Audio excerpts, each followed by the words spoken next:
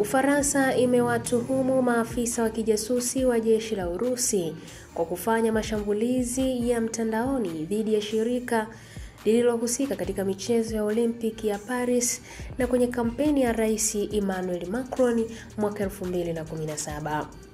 Waziri wa mambo ya nje wa Ufaransa, Jean-Noël Barrot, aliwasilisha shutuma hizo hapo jana kwa Baraza la Usalama la Umoja wa Mataifa, akiitaka Urusi kusitisha mara moja mashambulizi hayo.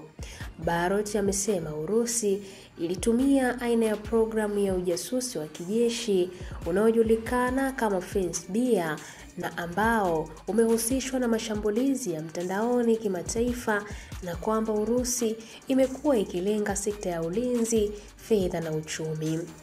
Mashambulizi hayo yanahusishwa na msaada wa zana za kijeshi ambao Ufaransa imekuwa ikitoa kwa Ukraine kufuatia kuvamiwa na Urusi. Hii ni ABT Media na mimi ni Irene Nziku.